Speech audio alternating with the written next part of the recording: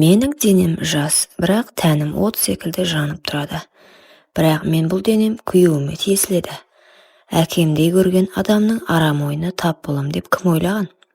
Ол қайын атам, бірақ түрі жас көрінеді. Аула сыпырып жүргенде көз қиығымен қарап қалатын кездерім де болатын.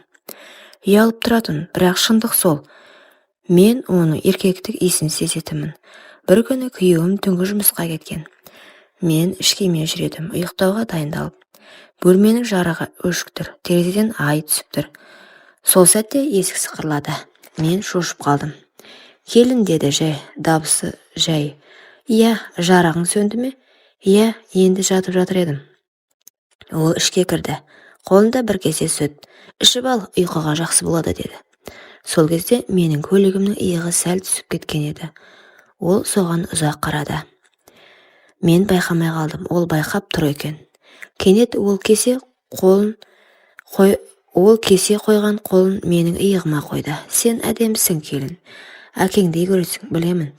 Бірақ сенің денең мені жындандырады. Сол сәтте мен оны итеріп жібергім келді, бірақ тұла бойы қимылдамады. Ол көйлегімнің етегінен ұстап жоғары тартты. Мен дір етіп тұрмын. Көзімнен жас емес, от шығып тұрған сияқты. Тоқтаңыз дедім. Өтінем, бұл дұрыс емес. Бірақ ол менің іш көйлегімнің жиегінен ұстап езге бастады. Күнтимең тұсынан ақырын қолмен сипады. Сол сәтте денем еріксіз шымырлап кетті. Тәнім жылап тұрса да, тәнім үміт болар құмырлақты аңсап тұрғанда еді. Менің ішімде екі дауыс айқасты. Жоқ, бұл ұят, тоқтат. Иә, мен әйелмін. Ақыры мен үнсіз қалдым. Ол мені әйел қылды сол күні. Жай жерде, тізерлеп отырған күйі менің ішіме кірді. Сол түні мен келін емес, оның жасырын күнәсі болдым. Бірақ менің ішімде бір түнімен бірге көмілген арнамыз сол күйі тұрып қалды. Күйеуім таңертең үйге келгенде мен жай ғана жымиып шай бердім. Ал менің тәнім түндегі ізден күйіп тұрды. Қалайсың жаным, деді күйеуім. Жақсы. Ол ештеңе сезбеді, сезбесін деп тіледім. Менің денемнен өз әкесінің иісі шығып тұрғанын білсе не болар еді. Ас үйге жүргенде қайнатам тағы кіріп келді. Көзімен денемді шолып өтті. Мен кіріп жуып жатқан едім. Белім майысып тұр еді. Сол кезде ол артыма келіп ақырын сыбырлады. Түнде тәттісің. Мен қалтырап кеттім. Ыдыс қолымнан түсіп кетті, бірақ құмарлық ұятты жеңіп бара жатты. Сол түні тағы жалғыз қалдым. Және ол тағы да келді. Есікті ашпай тікелей. Мен қарсы болдым, бірақ әлсіз болдым. Себебі тәнім әлдеқашан мойынсынып қойған еді. Ол мені сүйіп жатқанда менің көзімнен жас ақты. Сол түні мен қайтадан тірі күнә болдым. Мен сенің тәніңді жақсы көремін, иісіңді ұмытқым келмейді, деді.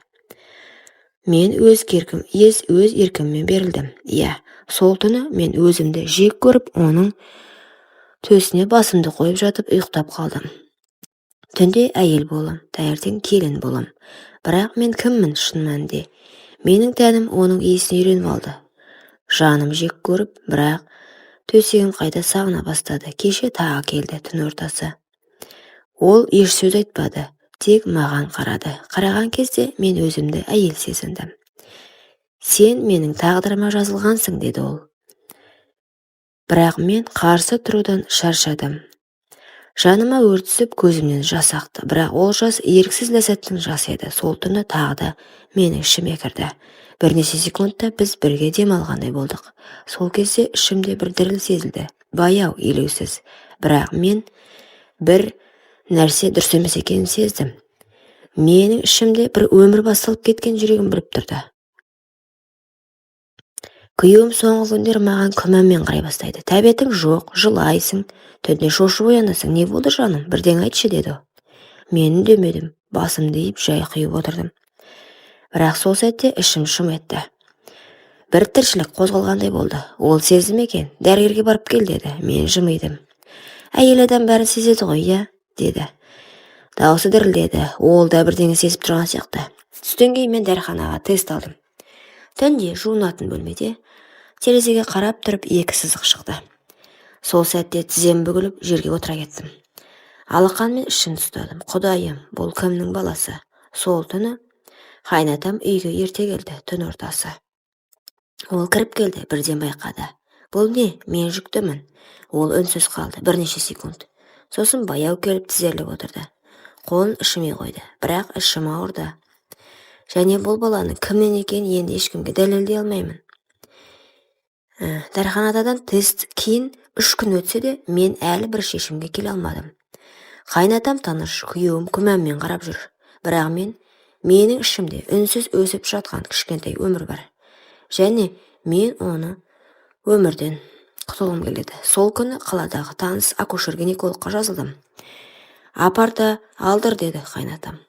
Дауысы салқын, жауапкершіліктен қашқысы келген адамға ұқсайды. Ұрпақ емес, күнә, деді. Жолға шықтым, жол бойы жүрегім атшатулап тұрды. Ауруханаға барып тексеруге бардым. Дәрігер УЗИ аппаратымен қарап отырды да бірден тоқтады. Қанша апталық дедіңіз? 7-8. Бұл 10-16 апталық, 4 ай. Не? Бұл баланы енді алдыруға болмайды. Заң жүзінде медицинада. Сол сәтте менің алдымнан бүкіл өткен күндерім жүгіріп өтті. Кеш қалғанымды сол кезде ғана толық түсіндім. Аурухананың есігінен шыққанда тынысым тарылып, аспан төңкеріліп кеткендей болды. Менің ішімде өмір. Күйеуім үнсіз қарсы алды. Кешкісін күйеуім келді, бетіме тіке қарады. Менікі ме, деді, бала. Дауысы дірілдеді, мен үндемедім. Тек көз жасым тама бастады. Ол бар даусымен айқай салды. Кімнен, айт? Сол түні мен үнсіз қалдым. Үйсіз қалдым, жүкті, қолдаусыз, және кешірілмейтін күнәні арқалап. Ауылға қайттым.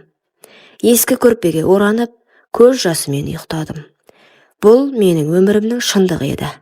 Құмарлықтың соңы жалғыздық пен бала. Мен енді ана болам, бірақ әйел емеспін. Мен күнәнің көлеңкесінде қалған келінмін. Құрметті оқырман, өмірден алынған шынайы оқиғаларды тыңдағыңыз келсе, менің арнама тіркеліп, лайк, комментарий жазып қолдап кетіңіздер. Арнаға тіркелуді ұмытпаңыздар.